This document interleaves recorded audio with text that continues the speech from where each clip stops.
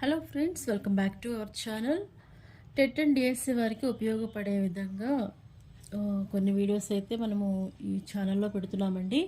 మీకు ఈ వీడియోస్ ఖచ్చితంగా ఉపయోగపడతాయి. ఎందుకంటే ఇవి మేము కోచింగ్స్ తీసుకున్నప్పుడు ప్రిపేర్ చేసుకున్న నోట్స్లు. ఇవి పాయింట్ వైజ్గా మనం లెసన్ మొత్తం చదవడం కంటే ఇలా పాయింట్ వైజ్గా చదువుకుంటే బిట్స్ అనేవి మనకు గుర్తుంటుంది. ఇంకా ఎగ్జామ్ జరగడానికి, టెట్ ఎగ్జామ్ జరగడానికి టైం చాలా దగ్గరగా వచ్చేసింది. జస్ట్ ఒకసారి ఈ లెసన్ రివ్యూ చేసుకున్నారు అని అంటే మీకు ఈజీగా బిట్స్ అనేవి అర్థమవుతాయి.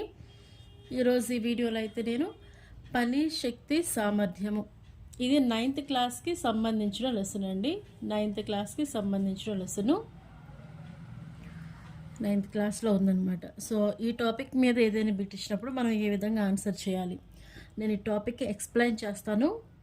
బిట్ అనేది కూడా ఏ వేలో ఇవ్వచ్చు అనేది కూడా నేను ఇక్కడే మీకు రైస్ చేస్తానండి. మీకు ఖచ్చితంగా ఈ వీడియో అయితే ఉపయోగపడుతుంది. స్కిప్ చేయొద్దండి, ఎండింగ్ వరకు చూడండి. మీ ఎగ్జామ్కి ఖచ్చితంగా ఉపయోగపడుతుంది. నాలెడ్జ్ లేకుండా బైహార్డింగ్గా మనం బిట్ ఒక్కటే చూసుకున్నామంటే అక్కడ ఆన్సర్ చేయడం కష్టం. దాంతోపాటు అట్లీస్ట్ పాయింట్కి రిలేటెడ్గా కంటెంట్ అనేది కూడా నేర్చుకున్నప్పుడే మనము ఈజీగా ఆన్సర్ అయితే చేయగలము. సో కాబట్టి నేను ఈ టాపిక్కి సంబంధించి వీలైనంత వరకు మోస్ట్లీ పాయింట్స్ అయితే కవర్ చేయడానికి చూస్తానండి. స్కిప్ చేయకుండా మీకు కావాలి, ఖచ్చితంగా మీరు నేర్చుకోవాలని ఇంట్రెస్ట్ ఉంటేనే ఈ వీడియోని చూడండి. అలానే ఇలాగే మరిన్ని వీడియోస్ కోసం తప్పకుండా ఛానల్ని కూడా సబ్స్క్రైబ్ చేయండి. కోచింగ్స్కి వెళ్ళలేకుండా చాలామంది ఇళ్ళలో కూర్చొని ప్రిపేర్ అవుతూ ఉంటారు కదా, వాళ్ళకి అలానే మాకు కూడా ఈ వీడియోస్ అనేవి ఉపయోగపడాలనే ఉద్దేశంతో నేను ఈ వీడియోస్ అయితే చూస్తున్నాను. ఈ కంటెంట్ అనేది మీకు ఖచ్చితంగా హెల్ప్ అవుతుంది. టాపిక్లోకి వెళదామండి. చూడండి, టాపిక్ పేరు చెప్పాను కదా ఆల్రెడీ, పని, శక్తి, సామర్థ్యము. ఇక్కడ ఫస్ట్ శక్తి, దాని యొక్క డెఫినేషన్ ఏంటండి? పని చేసేందుకు కావలసిన సామర్థ్యము. ఒక పని జరగాలి అంటే మనకు కావలసిన సామర్థ్యాన్ని ఏమంటామంటే శక్తి అంటాము. ఇది తెలుగు పదము. ఇంగ్లీష్లో దీన్ని ఏమంటాము అంటే ఎనర్జీ అంటాము. ఇక్కడ మీకు కనిపించకపోయినా పర్లేదు, నేను వాయిస్ ఇస్తున్నాను కాబట్టి మీకు ఇబ్బంది ఏమి ఉండదండి. మనకి సబ్జెక్ట్ ఆల్రెడీ ఐడియా ఉంది కాబట్టి నేను చెప్పేది మీకు ఇక్కడ ఖచ్చితంగా అర్థమవుతుంది, అలానే కనిపిస్తుంది కూడా. సో కాబట్టి మీరేం వర్రీ అవ్వద్దు. వీడియో అయితే స్కిప్ చేయకుండా ఎండింగ్ వరకు చూడండి. పని చేసేందుకు కావాల్సిన సామర్థ్యాన్ని ఏమంటాము? శక్తి అంటాము. ఇంగ్లీష్లో దీన్ని ఎనర్జీ అంటాము. ఈ ఎనర్జీ అనే వర్డ్ ఎనర్జియా అనే గ్రీక్ పదం నుంచి వచ్చింది. ఎనర్జియా అనేటువంటి గ్రీక్ పదం నుంచి వచ్చింది. ఓకే, ఇక్కడ ఎనర్జీ అని అంటే ఏంటి? చర్య, అంటే ఒక కృత్యాన్ని నిర్వహించడం లేదా చర్య. ఇది ఎనర్జియా అనే గ్రీక్ పదానికి ఉన్నటువంటి అర్థము. శక్తికి ప్రమాణంలో సీజియస్ పద్ధతిలో ఎర్గ్స్, ఎస్ఐ పద్ధతిలో జౌల్. వీటి మీద ప్రమాణాల మీద మనకి బిట్స్ రావడానికి అవకాశం ఉంది కదండి. ఏంటి? శక్తికి సీజియస్ పద్ధతిలో ప్రమాణములు ఎర్గ్స్, ఎస్ఐ పద్ధతిలో ప్రమాణములు జౌల్. ఓకేనండి. ఈ శక్తి అనేది అదిశ రాశి.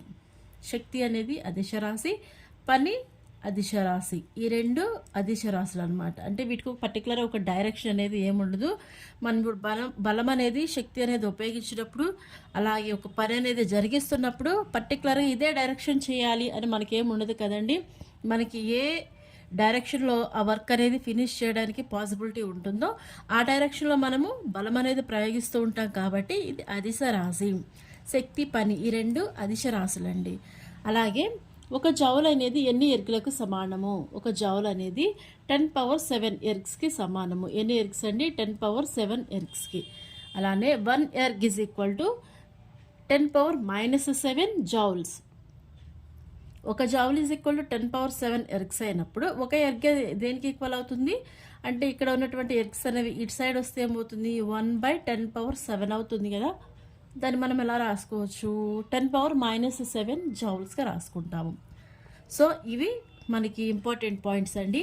శక్తికి ప్రమాణములు సీజియస్ పద్ధతిలో ఎర్గ్స్, ఎస్ఐ పద్ధతిలో జౌల్. అలానే ఒక జౌల్ ఎన్ని ఎర్గ్స్కి సమానము? 10⁻7 ఎర్గ్స్. ఒక ఎర్గ్ దేనికి సమానము? 10⁻−7 జౌల్స్కి సమానము. అలాగే చెప్పాను కదా, శక్తి, పని అనేవి ఈ రెండు ఏ రాశులండి? అదిశ రాశులు. ఈ రెండు అదిశ రాశులు. నెక్స్ట్, శక్తి నిత్యత్వ నియమం ఏమిటి అని అంటే శక్తిని సృష్టించలేము, నాశనము చేయలేము, కానీ ఒక రూపంలో ఉన్న శక్తిని మరొక రూపంలోనికి మార్చవచ్చు. శక్తిత్య నిత్య నియమనం.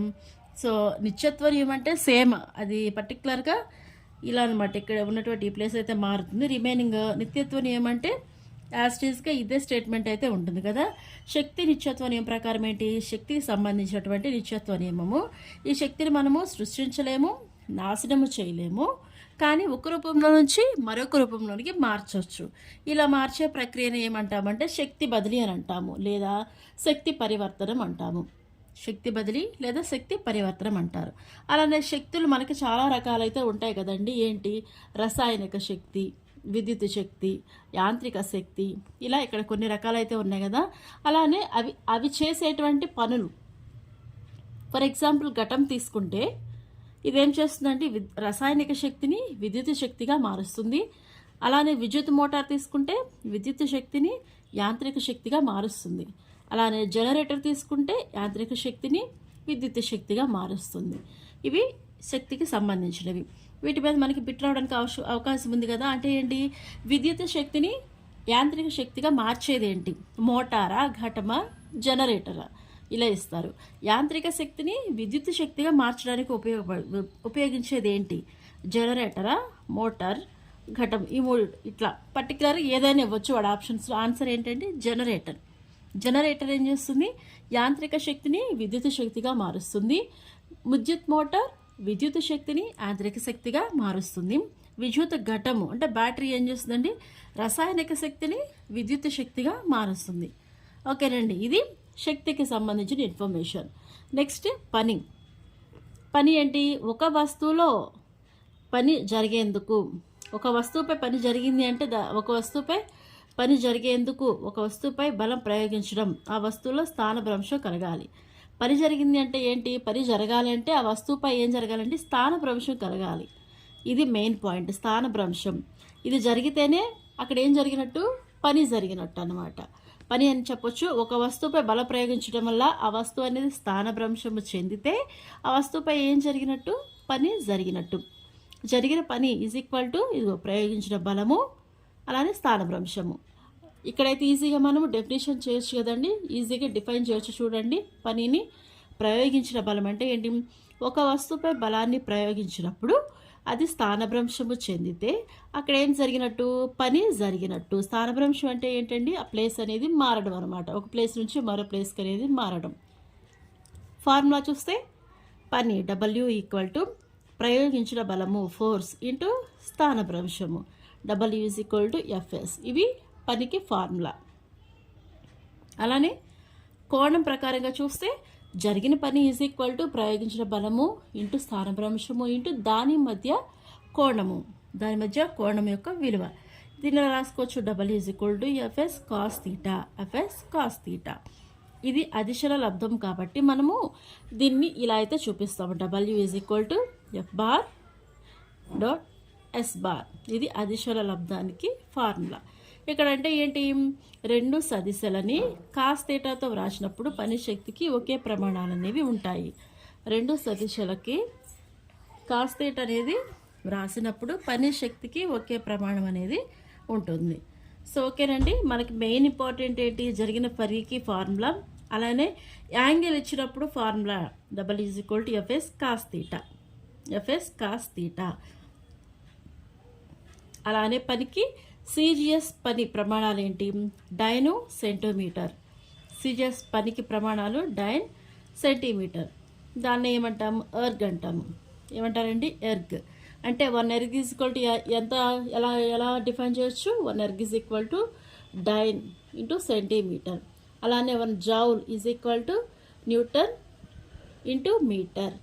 Joule is equal to newton into metre, erg is equal to dyne into centimetre. ఓకేనండి, ఇది పనికి సంబంధించినటువంటి ఇన్ఫర్మేషన్. ఇక్కడ వరకు అయితే క్లియరే కదండి. పని అంటే ఏంటి? ఒక వస్తువుపై బలాన్ని ప్రయోగించినప్పుడు ఆ వస్తువు స్థానభ్రంశం చెందితే అక్కడ పని జరిగింది అని అంటాము. ఫార్ములా చూస్తే W is equal to FS. అలానే కోణాల విలువ, కోణం బేస్ చేసుకొని దాని ఫార్ములా ఏంటి? FS cos θ, FS cos θ. ఇంతకుముందే చెప్పాను కదండి, శక్తి పని అనేవి అదిశ రాశులు. అలాగే పని యొక్క ప్రమాణాలు సిజిఎస్లో చూస్తే డైన్ సెంటీమీటర్. దీన్ని మనం ఎలా చెప్పొచ్చు? 1 ఎర్గ్. ఎస్ఐ ప్రమాణాలు న్యూటన్ మీటర్. ఇది దేనికి ఈక్వల్? ఒక జౌల్కి ఈక్వల్. ఒక joule is equal to newton meter, ఒక erg is equal to dyne centimeter. ఓకేనండి, ఇది పని మరియు శక్తికి సంబంధించినటువంటి ఇన్ఫర్మేషన్. మనం ఇప్పుడు ప్రమాణాలు చూసాం కదండి. ఎగ్స్, జౌల్, డైన్, సెంటీమీటర్, ఇలా కొన్ని ప్రమాణాలు అయితే చూసాం కదా. వాటి నిర్వచనాలు ఇక్కడ చూద్దాము. ఒక ఎర్గ్ అనేది 1 డైన్ సెంటీమీటర్కి సమానం అని చెప్పాము. ఒక ఎర్గ్ అనేది 1 డైన్ సెంటీమీటర్కి సమానం. అంటే దాన్ని ఎలా డిఫైన్ చేయొచ్చు అంటే, ఒక వస్తువుపై ఒక డైన్ బలం ప్రయోగించినప్పుడు అది ఆ వస్తువు అనేది 1 సెంటీమీటర్ దూరం స్థానభ్రంశం చెందితే అక్కడ ఏం జరిగినట్టు? ఒక ఎర్గ్ పని అనేది జరిగినట్టు. 1 డైన్ సెంటీమీటర్కి సమానము. దాన్ని ఎలా చెప్పొచ్చు? ఒక వస్తువుపై ఒక డైన్ బలము ప్రయోగించినప్పుడు అది 1 సెంటీమీటర్ దూరం స్థానభ్రంశము కలిగిస్తే అది ఒక ఎర్గ్ పని అనేది జరిగింది. ఇది ఎర్గ్కి సంబంధించినటువంటి నిర్వచనం. అలానే జౌల్ అంటే ఏం చెప్పామండి? Newton centimeter. డైన్ అంటే ఎర్గ్ అంటే డైన్ సెంటీమీటర్, జౌల్ అంటే న్యూటన్ సెంటీమీటర్. ఇక్కడేం చెప్పొచ్చు? ఒక వస్తువుపై 1 న్యూటన్ బలాన్ని ప్రయోగించినప్పుడు ఆ వస్తువు అనేది 1 సెంటీమీటర్ స్థానభ్రంశం కలగజేస్తే అది 1 జౌల్ పనికి సమానము. 1 జౌల్కి సమానము. 1 joule is equal to 1 newton centimeter, ఒక erg is equal to dyne centimeter. పని ప్రకారము దీన్ని మనం ఎలా నిర్వచనం చేయొచ్చు? ఒక వస్తువుపై 1 న్యూటన్ బలాన్ని ప్రయోగిస్తే అది 1 సెంటీమీటర్ స్థానభ్రంశం, అంటే 1 సెంటీమీటర్ అనేది దూరం జరగాలి. అలా జరిగిందంటే అక్కడ జరిగిన పని దేనికి సమానము? 1 జౌల్కి సమానము. అర్థమైంది అనుకుంటున్నానండి. సో ఎర్గ్తో పోలిస్తే డైన్ అనేది చిన్నదా పెద్దదా అండి? చిన్నది అవుతుంది. ఎర్గ్తో పోలిస్తే డైన్ అనేది చిన్నది. అలానే జౌల్తో పోలిస్తే న్యూటన్ అనేది చిన్నది. సో నేను హింట్ కోసం, జస్ట్ నా ఐడెంటిఫికేషన్ కోసం నేనైతే ఇలా రాసుకున్నా. డైన్తో కంపేర్ చేస్తే ఎగ్ పెద్దది, న్యూటన్తో కంపేర్ చేస్తే జౌల్ అనేది పెద్ద ప్రమాణం. ఇవి ప్రమాణాలకు సంబంధించిన నిర్వచనాలు. ఈ నిర్వచనాలు రావాలంటే ఫస్ట్ ఆఫ్ ఆల్ మనకేం తెలియాలి? ఒక erg is equal to 1 dyne centimeter, ఒక joule is equal to 1 newton centimeter. Newton అనేది బలానికి ప్రమాణం అంటే కదండి. సో ఒక వస్తువుపై 1 న్యూటన్ బలం లేదా ఒక వస్తువుపై 1 డైన్ బలం ప్రయోగించినప్పుడు అది ఎంత దూరం జరుగుతుంది, అది దేనికి సమానం? ఈ పాయింట్ బేస్ చేసుకొని మనము ఇక్కడ ప్రమాణాలు అనేవి నిర్వచించాము. ఇంతకుముందు చెప్పాను కదా, పని అనేది కూడా అదిశ రాశి. అలానే జరిగే పనిని బట్టి దీనిని 3 రకాలుగా అయితే మనము నిర్వచిస్తాము. ధనాత్మక పని, రుణాత్మక పని, శూన్య పని. ధనాత్మక పని, రుణాత్మక పని, శూన్య పని. ధనాత్మక పని అంటే ఏంటి? ప్రయోగించిన బలము, కదిలిన దిశ రెండు ఒకే దిశలో ఉంటాయి. అంటే ఒక వస్తువుపై బలాన్ని ప్రయోగించామండి, అప్పుడు ఆ వస్తువు అనేది ఏ దిశలో కదిలింది, ఏ దిశలో కదిలింది అంటే ప్రయోగించిన బలము అంటే ఎఫ్, కదిలిన దిశ దాన్ని మనం ఏమంటాము? స్థానభ్రంశం అన్నాం కదా. ఈ ఎఫ్ అండ్ ఎస్ అనేవి ఒకే డైరెక్షన్లో ఉంటే అక్కడ పని ధనాత్మక పని జరిగినట్టు. అర్థమైంది అనుకుంటున్నా. ప్రయోగించిన బలాన్ని మనం ఫోర్స్ అంటున్నాము. కదిలిన దిశ అంటే ఏంటి? ఒక వస్తువు ఒక ప్లేస్ నుంచి వేరే ప్లేస్కి చేంజ్ అవ్వడం, దాన్ని మనం స్థానభ్రంశం అన్నాం కదా. ఆ రెండు అనేవి ఈఎఫ్ అండ్ ఎస్ రెండు పనులు ఒకే డైరెక్షన్లో జరిగితే అది దేనికి సమానం అండి? ధనాత్మక పనికి సమానం. ఇక్కడ డయాగ్రామ్ ఉంది కదా చూడండి. ప్రయోగించిన బలము, ఈ ప్రయోగించడం వల్ల వస్తువు అనేది ఇదే డైరెక్షన్లో ముందుకి ఫార్వర్డ్ అయిందనమాట. అంటే ఇక్కడ స్థానభ్రంశం జరిగింది. ఈ రెండు ఒకే డైరెక్షన్లో ఉన్నాయి కాబట్టి ఇక్కడ జరిగిన పనిని మనము ధనాత్మకం అంటున్నాం. చూడండి, ఎఫ్ఎస్లు అనేవి సమాంతరాలు ఒకే డైరెక్షన్లో ఉన్నాయి కాబట్టి ప్యారలల్. ఇక్కడ వీటి కోణం ఏం లేదు కదా, ఒకే డైరెక్షన్లో ఉన్నాయి కాబట్టి ఇక్కడ కోణం అనేది ఏం లేదు. సో థీటా వాల్యూ ఎంత అండి? 0 degrees. దాని ప్రకారము ఇంతకుముందు మనం చూసాం కదా, జరిగిన పని W = కోణాల ప్రకారం ఏం చెప్పామండి? FS cos theta. కోణాల ప్రకారం ఏం చెప్పామండి? FS cos theta. కాస్ 0 అంటే ఎంత అండి? కాస్ 0 అంటే 1. మనకి టాన్ ఇవి ఐడియా ఉంది కదా, 0, 30, 45, 69. దీని ప్రకారంగా మనకి sine theta, cos theta, tan cosecant, secant అలా టేబుల్ అయితే అందరికీ మోస్ట్ ఐడియా ఉంటుంది. వాటి ప్రకారంగా అయితే మనకు ఆ వాల్యూస్ అయితే బాగా గుర్తుంటాయి. అక్కడ కాస్ 0 అంటే వాల్యూ ఎంత అంటే 1. కాస్ 0 వాల్యూ అంటే 1. సో కాబట్టి ఆ 1 అనేది మనం ఈ వాల్యూలో సబ్స్టిట్యూట్ చేస్తే అప్పుడేమవుతుంది, ఎఫ్ఎస్ వస్తుంది అనమాట. ఎఫ్ఎస్ అనేది వస్తుంది. అంటే జరిగిన పని దేనికి సమానం అండి, ఎఫ్ఎస్. ఎప్పుడు వస్తుంది ఇది, అక్కడ ప్రయోగించిన బలము అలానే కదిలిన దిశ రెండు అనేవి ఒకే దిశలో ఉన్నప్పుడు ఎఫ్ఎస్ వస్తుందన్నమాట. ఎగ్జాంపుల్ ఏం చెప్పొచ్చు చూడండి. స్వేచ్ఛాపతన వస్తువుపై గురుత్వాకర్షణ బలం వలన చేసిన పని. ఓకేనా, స్వేచ్ఛాపతన వస్తువుపై భూమి యొక్క గురుత్వాకర్షణ వలన చేసిన పని. స్వేచ్ఛాపతన వస్తువు అని అంటే ఏంటండి, పైనుంచి ఫ్రీగా కిందికి పడుతుంది అనమాట. ఇక్కడ చూడండి డయాగ్రామ్లో, నేను డయాగ్రామ్ కూడా డ్రా చేశాను. ఒక వస్తువు పైనుంచి అనేది కొంత హైట్ నుంచి ఫ్రీగా కిందికి పడుతుంది. గురుత్వాకర్షణ బలం కూడా ఎలా ఉందండి, కిందికే ఉందన్నమాట. గురుత్వాకర్షణ బలం ఏం చేస్తుంది, వస్తువుని భూమి వైపే లాగుతుంది. అంటే వస్తువు కిందికి పడడము, భూమి గురుత్వాకర్షణ బలము రెండు కూడా ఏ డైరెక్షన్లో ఉన్నాయి, కిందికే ఉన్నాయి. అంటే సేమ్ డైరెక్షన్లో ఉన్నాయి. సేమ్ డైరెక్షన్లో ఉన్నాయి అని అంటే అదే పని, ధనాత్మక పని. అలానే మెట్లు క్రిందికి దిగుతున్న వ్యక్తిపై భూమి యొక్క గురుత్వాకర్షణ బలము పనిచేయట. మెట్లు క్రిందికి దిగుతాం, మెట్లు పై ఎక్కడం కాదు, మెట్లు కిందికి దిగుతూ ఉన్నాము. అంటే వస్తువు అయితే ఎలా కిందికి పడుతుందో అలానే మనం కూడా కిందికే వస్తున్నాం. అప్పుడు మన యొక్క డైరెక్షన్, భూమి యొక్క గురుత్వాకర్షణ బలం రెండు కూడా సేమ్, అంటే డౌన్వర్డ్ డైరెక్షన్లోనే ఉంటాయి. కాబట్టి ఇక్కడ ఇది కూడా దీనికి ధనాత్మక పనికి ఎగ్జాంపుల్. నెక్స్ట్, ఒక రోడ్డుపై వెళుతున్న వాహనంపై వాహనంలోని ఇంజిన్ పనిచేసే బలము. ఒక రోడ్డుపై వెళుతున్న వాహనం అంటే భూమిపై వాహనం అనేది వెళుతూ ఉన్నప్పుడు ఆ కార్ అనేది భూమిపై కొంత ఘర్షణ బలాన్ని అనేది ప్రయోగిస్తూ ఉంటుంది. అది ఇంజిన్ బలాన్ని ప్రయోగిస్తూ ఉంటుంది. కాబట్టి ఇది కూడా ఏ డైరెక్షన్లో, డౌన్వర్డ్ డైరెక్షన్లోనే పనిచేస్తుంది. అంటే అక్కడ పనిచేసే బలము కిందికే పనిచేస్తుంది. ఇక్కడ కూడా పని అనేది ఒకే డైరెక్షన్లో జరుగుతున్నాయి. అంటే ఏంటి, అది ప్రయోగించే బలము అలానే అది కదిలే దిశ రెండు కూడా భూమి వైపే ఉన్నాయి. కాబట్టి ఇక్కడ కూడా పని ఏం చెప్పొచ్చు అండి, ధనాత్మక పని. సో ఇక్కడ ఎగ్జాంపుల్స్ అనమాట. ధనాత్మక పని అని నిర్వచించడానికి ఎగ్జాంపుల్స్ ఏమి ఇవ్వచ్చు, స్వేచ్ఛాపతన వస్తువుపై భూమి యొక్క గురుత్వాకర్షణ బలము వలన చేసిన పని. 2, మెట్లు దిగుతున్న వ్యక్తిపై భూమి యొక్క గురుత్వాకర్షణ బలము. ఒక రోడ్డుపై వెళుతున్న వాహనంపై వాహనంలోని ఇంజన్ బలం చేసిన పని. ఓకేనా, మీరు కన్ఫ్యూజ్ అవ్వద్దు. జస్ట్ ఇక్కడ చూడండి, ఒక రోడ్డుపై వెళుతున్న వాహనంపై వాహనంలోని ఇంజన్ బలం చేసిన పని.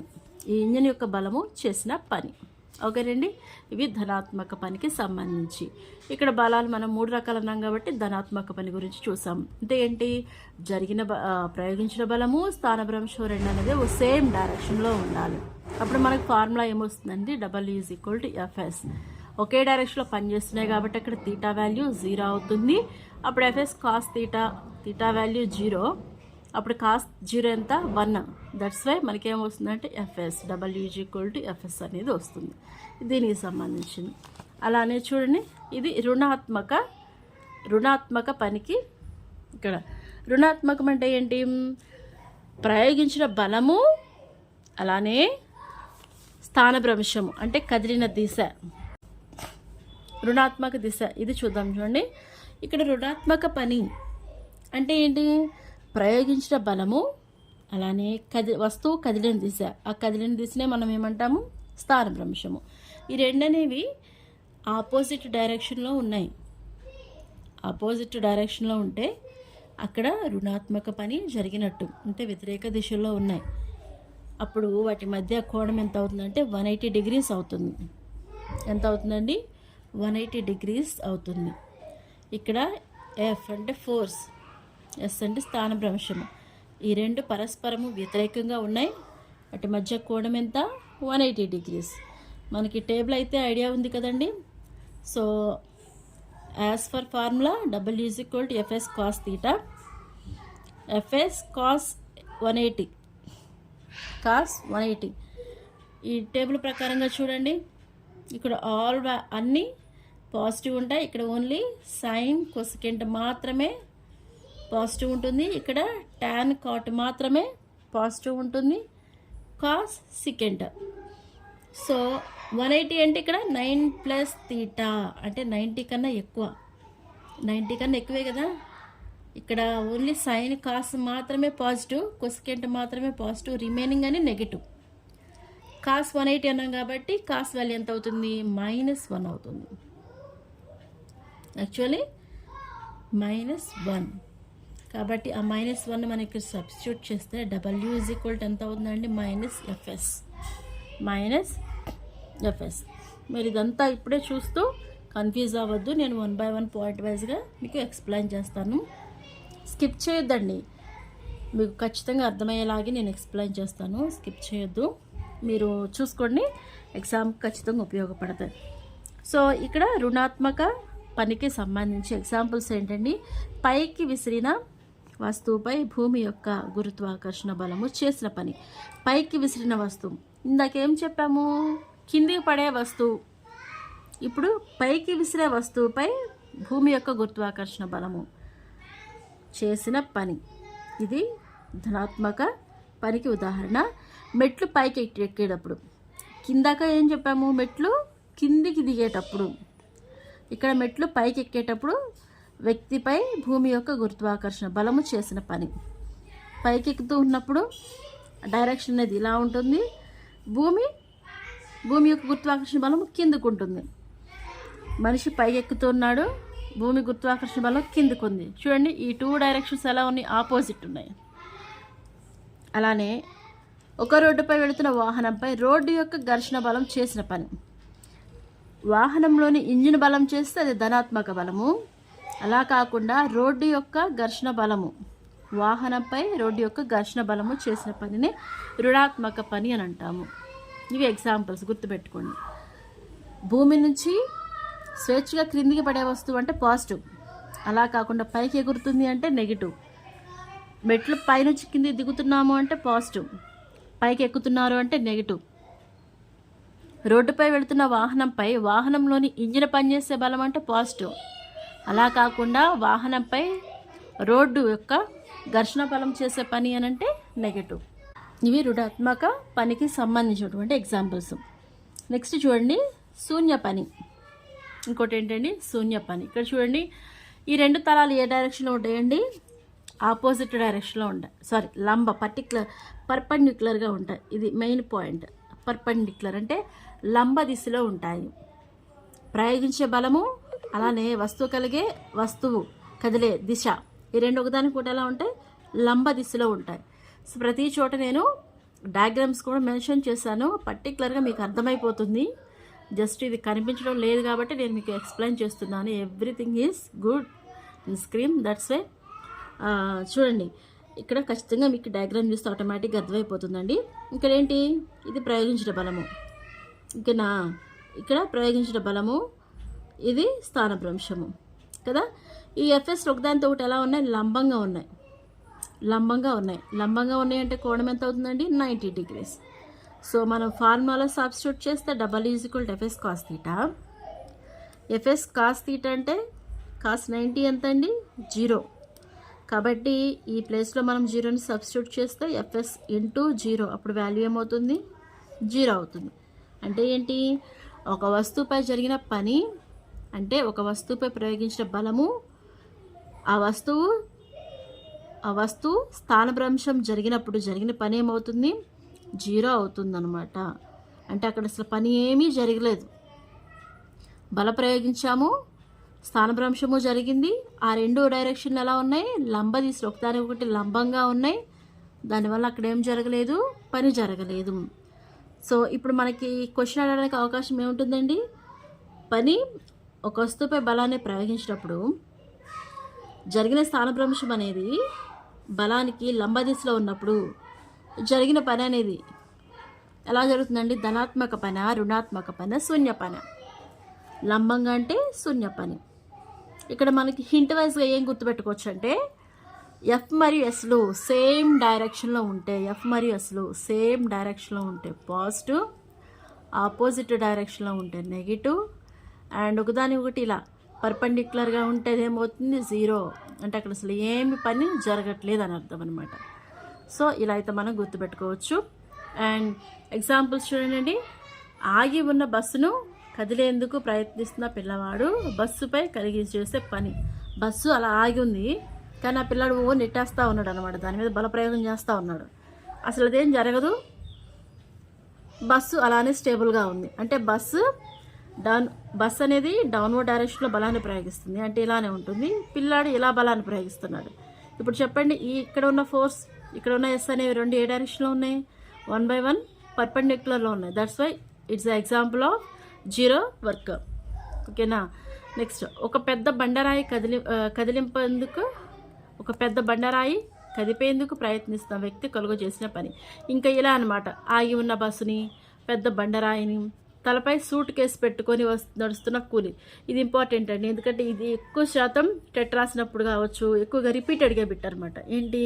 తలపై సూట్ కేసు పెట్టుకొని నడుస్తున్న కూలి, సూట్ కేసుపై చేసిన పని. తలపై సూట్ కేసు పెట్టుకొని నడుస్తున్న కూలి, సూట్ కేసుపై జరిగిన పని. ఏ పని జరుగుతుందండి? శూన్య పని జరుగుతుంది.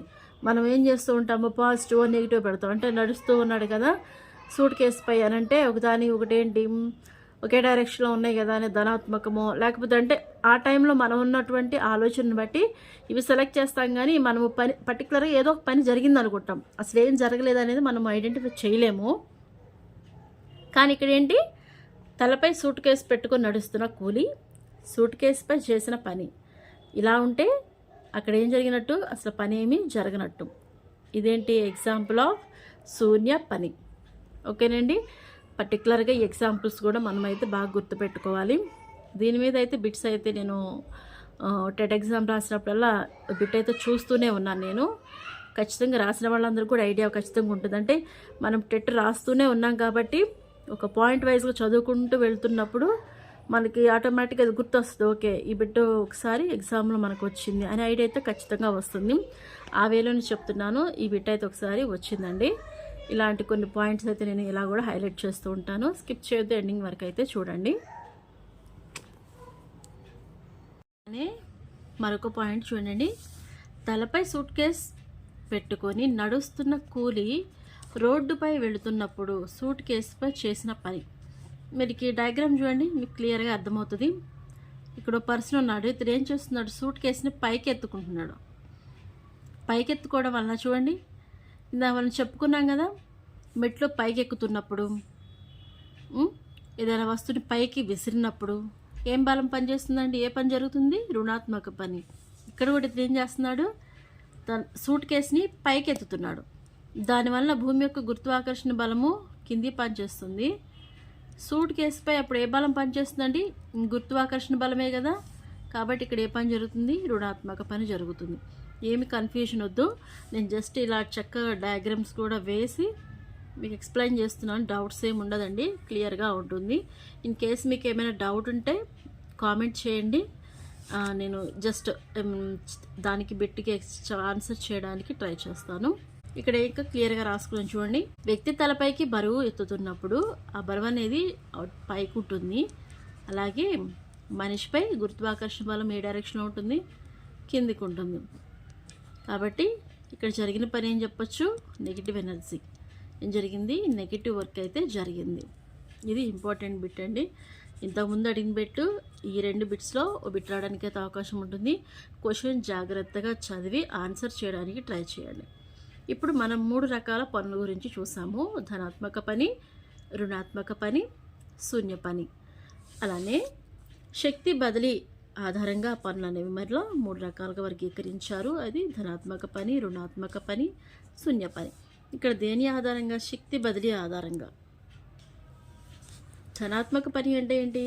ఒక వస్తువు పని జరగడం వల్ల దాని శక్తి అనేది పెరిగితే, అంటే ఆ వస్తువుకి శక్తి అనేది లభిస్తే అది ధనాత్మక పని. రుణాత్మక పని ఒక వస్తువుల పని జరగడం వలన దానిలో శక్తి కోల్పోతే, అంటే దానికి ఎనర్జీ తగ్గితే. ఇక్కడ హింట్స్ రాసుకుని చూడండి. దానికి శక్తి పెరిగితే ఏమో ధనాత్మక పని, ఇక్కడ ఆ శక్తి ఏమవుతుంది? తగ్గితే అలాగే తగ్గడం అంటే ఏంటి, కోల్పోతే రుణాత్మక పని. అలానే శూన్య పని అంటే ఏంటి, ఒక వస్తువుల పని జరగడం వలన శక్తిలో మార్పు అనేది లేకపోతే అక్కడ ఏ పని, శూన్య పని. బలమై పని అయితే జరిగింది కానీ ఆ శక్తిలో ఎటువంటి మార్పు అయితే లేదు, అక్కడ జరిగిన పని ఏమంటాము, శూన్య పని. ఓకేనండి. ఇలాంటి స్టేట్మెంట్స్ మీద మనకి డైరెక్ట్ బిట్సే వస్తాయి, ఇబ్బంది ఏమి ఉండదు. కాకపోతే మనము శక్తి బదిలీ ఆధారంగా ధనాత్మక పని, రుణాత్మక పని, శూన్య పని. శక్తి అనేది ఎక్కువగా లభిస్తే ధనాత్మకం, శక్తిని కోల్పోతే రుణాత్మకం, శక్తిలో ఎటువంటి మార్పు లేకపోతే శూన్య పని. ఓకేనా ఫ్రెండ్స్? సో ఇక్కడి వరకైతే ఏమేమి చూసామండి, శక్తి చూసాము, పని చూసాము, వాటి యూనిట్స్ చూసాము. అలాగే శక్తికి సంబంధించి 3 రకాల పనులు, అలానే శక్తి ఆధారంగా 3 రకాల పనులు, ధనాత్మక, రుణాత్మక, శూన్య పని. అలానే వాటికి సంబంధించిన ఎగ్జాంపుల్స్ కూడా చూసాము. ఇక్కడ వరకైతే నేను వీడియో ఎండ్ చేస్తున్నానండి. నెక్స్ట్ కంటిన్యూషన్గానే మనం టైప్స్ ఆఫ్ ఎనర్జీస్ కూడా చూద్దాము. మీకు ఈ వీడియో నచ్చితే తప్పకుండా లైక్ చేయండి. ఇంకా ఎగ్జామ్స్కి ప్రిపేర్ అవుతున్న మీ ఫ్రెండ్స్కి షేర్ చేయండి. నేను నోట్స్ మొత్తము వీడియో రూపంలో చేసి పెట్టడానికి ట్రై చేస్తాను, ఎందుకంటే ఇలా ఎక్స్ప్లెయిన్ చేయడం వల్ల నాకు కూడా ఎగ్జామ్కి ఉపయోగపడుతుంది. కాబట్టి నేను మీకోసం కాకపోతే నా కోసమే నేను చేసుకుంటాను, దాంట్లో ఇబ్బంది ఏం లేదు. బట్ మీకు ఇంట్రెస్ట్ ఉండి ఇంకా కంటిన్యూ అవ్వాలి, నాతో పాటు అందరం కలిసి చదువుకుందామనే ఒపీనియన్ మీకుండి కంబైన్డ్ స్టడీ లాగా అనమాట. ఇప్పుడు నేను మీతో ఎక్స్ప్లెయిన్ చేయడం వల్ల మీరు కూడా గ్యాదర్ అవుతారు, మీకు కొంత ఇన్ఫర్మేషన్ అయితే తెలుస్తుంది కదా. సో ఈ విధంగా అయితే ముందుకి మనము నడవచ్చు.